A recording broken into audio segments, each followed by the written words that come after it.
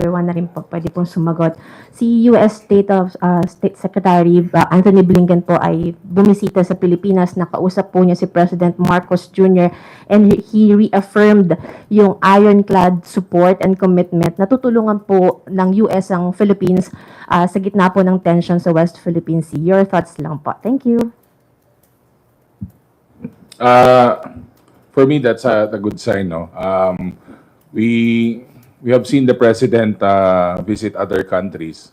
Para ang dating po naman, hindi lang po project fishing, investment fishing, but of course, the President is doing his job in terms of course, strengthening our ties with our allies. And this is a practice not only of the country, but other countries as well. So, malaking bagay po na meron po tayong ganong commitment kasi nakikita po natin na hindi nag-iisa ang Pilipinas. Maraming salamat.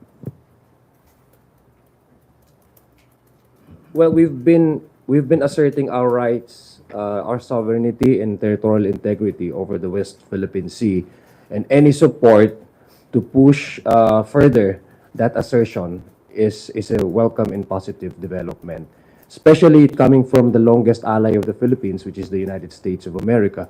It only reaffirms the commitment of our allies in the West to make sure that the Philippines' territorial integrity and sovereignty is respected, and the Philippines, in geographical location in the ASEAN and in the Pacific, is both strategical and logical, strategically important in the interest of the United States in keeping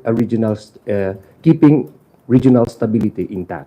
So I guess tama nga po yung sinabi ni Congressman Pao na ang ating presidente has been very vocal both in his actions and his words in trying to protect the country. Not even a single inch of our territory will he surrender, and that is actually a moral booster for this administration, and as well as a support, no, for the Philippines to really impose its territorial integrity in the region.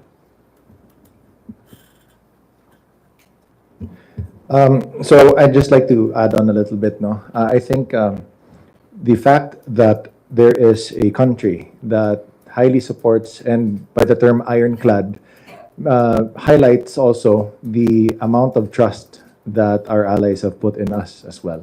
And this would not have been possible without the efforts of everyone in the administration, especially to our president, who has been tirelessly looking for connections, for allies, and also enhancing them in the meantime. And we'd like to thank as well the efforts now of the administration. This would not have been possible without that. And so far, us here in the Congress, if there is any need for us to supplement and to further enhance the ties through legislation, then we'd be more than happy to do so as well. Let me add on the statements made by my colleagues. Of course, we greatly appreciate the statement by Secretary Blinken in reaffirming his commitment in defending the Philippines with respect to the sovereignty and the territorial integrity. This message of commitment and reaffirmation sends a powerful message that there is solidarity and support. In other words, we stand united, no, in safeguarding regional peace and security. Thank you. Para lang madagdagan ko yung mga nabanggit ng aking mga minamanage na young guns. Unang-una ho ay maganda po ito dahil pinakikita po nito na napakatibay po at napakaganda ng relasyon ng Pilipinas at ng Amerika. At bilang pagpapakita po nito ay yung ironclad commitment is to show that they support Philippine sovereignty, especially in what is happening in the West Philippine Sea and in certain parts of our country. Number two, it's also a positive development dahil other than the recent visit of Secretary Blinken, alam po natin noong nakaraang linggo, meron din pong trade mission ang bumisita galing sa US headed by the US Secretary of Commerce, if I'm not mistaken. At doon nagpakita din sila ng suporta sa pamamagitan ng pledges in the billions of dollars. So, if we put both together, we see that the partnership and the relationship of the U.S. and the country is in an all-time high when it comes to security and when it comes to economy.